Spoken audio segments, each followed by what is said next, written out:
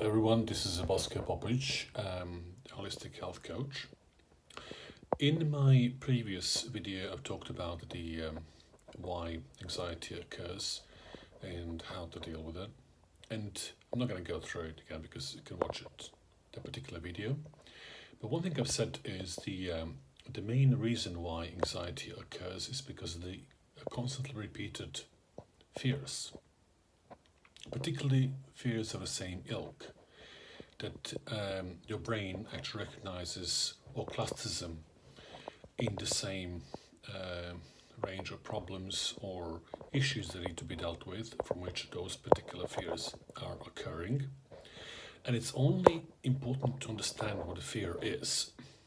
That is the situation that in any given moment, when it actually arises, your subconscious mind interprets that as danger, which is based on something that you have memorized from your life gone, but which you consciously no longer remember. But all that has been registered in your body cells, hence your conscious mind has a full access to it, and it's aware of it at all times. And it constantly scans your memory bank and compares every moment in your life, in your present moment, that might actually provide you some sort of existential issue. And that is where from the actual fear comes. Now, that particular fear may not be 100% related to something that happened to you in the past, although it certainly has its roots from there, but it also has a so-called genetic memory, which comes from your ancestors as well, which is it can go a long way back. And anything can really literally trigger it. So, and all that is in your DNA structure. So, from that point of view, the fear is basically a memorized, or it's a program that sits in our subconscious structure as part of our DNA, something that we cannot really control because it's a memory, our own and probably from memory of past lives, which was in memory of our ancestors, which was encoded in our DNA. And as such, it works automatically for the purpose of protecting us or our physical life and our existence in the present moment. So there's nothing you can do about that. That's simple, as explained here. But what you can do is you can actually be in the moment. And what it means is to be fully aware of where you are right now and what is actually happening to you exactly.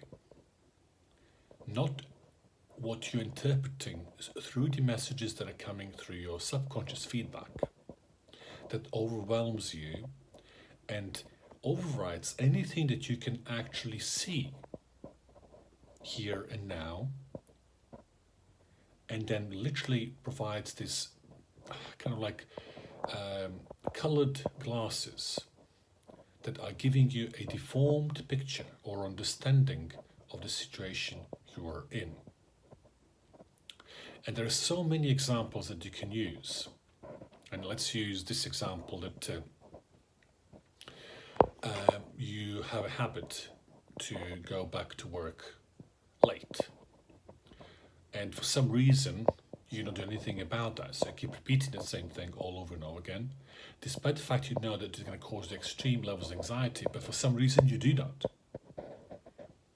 And you always go in the loops of fears that are coming just in when you even think about it. And anything on your way, no matter how early you leave your home to go to work, any sign such as the slow traffic or anything, any obstacle on your way to work that you perceive may actually cause you to be late, will cause you the irrational fear, which is based upon your projections of the consequences that you are now seeing, as opposed to being focused on the moment as to what is happening to you here and now. I.e., what is going on right now on the road? Is it the traffic, whatever it is, and what can you do about it to effectively negotiate your way out of that particular situation you're in? You're unable to do that because you're now on autopilot, doing what you always do,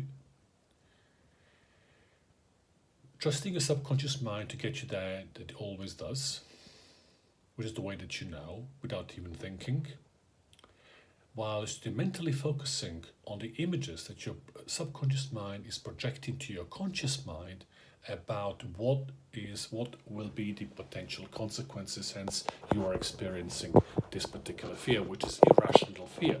Because if you think about it, is your life in danger? If you assume this case you're coming to work late, it is not.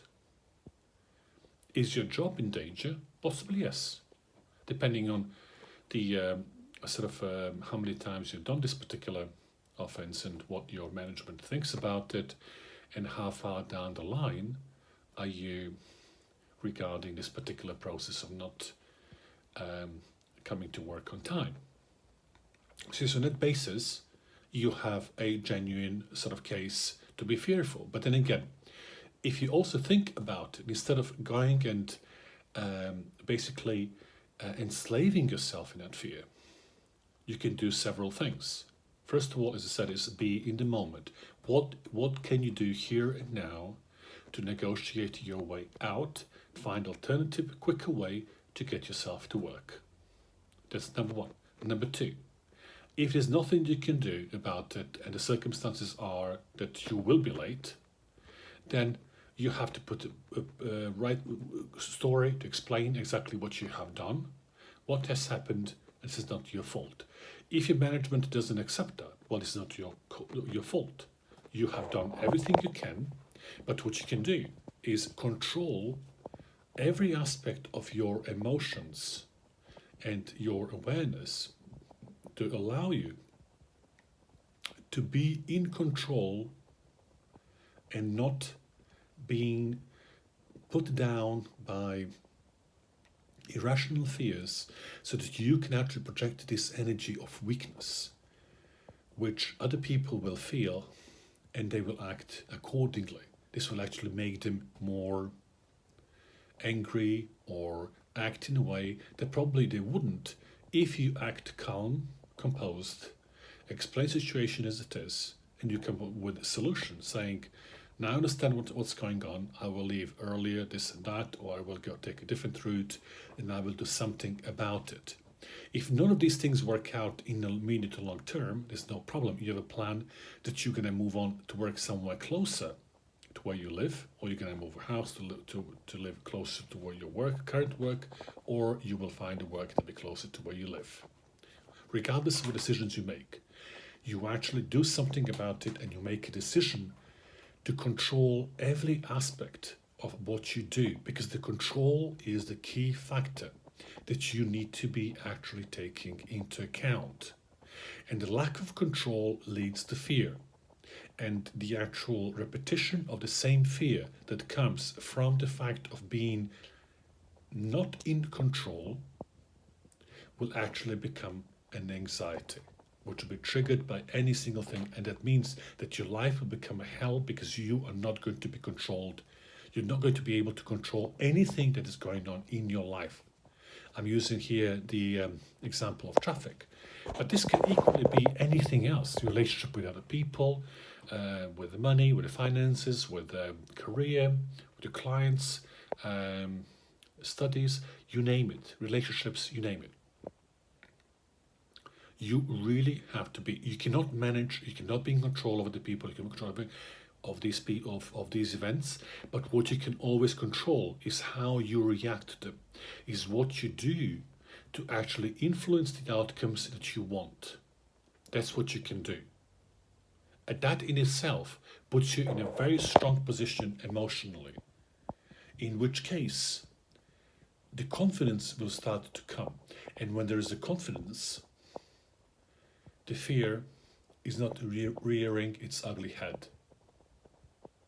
So the most important thing for you always is to put forward a confident appearance which is based on you knowing that you control the situation by being here and now.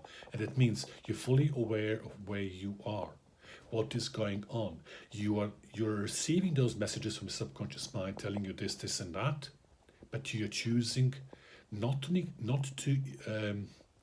engage in them, because if they're not relevant, in your opinion, then you simply push them back. If they're relevant, then you take action.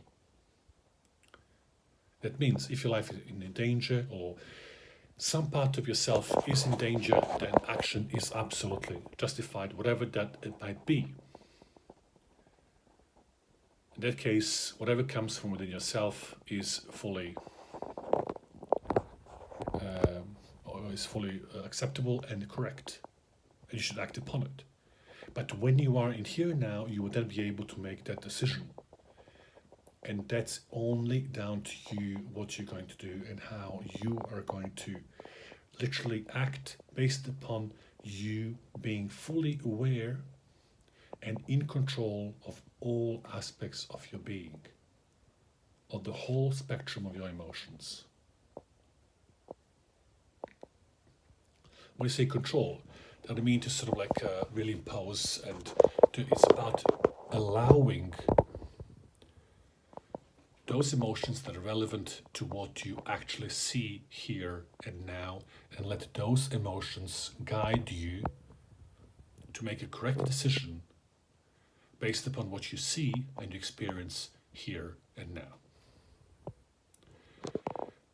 If you need more information about this, please visit my website at www.energy-savvy.com. There's a lot of blogs and information there. And you may also send me an email on info@energy-savvy.com, and I will then sort of guide you in whichever way I can regarding any issues that you may have. I don't get on my program, but I will talk about this in my next video. See you next video.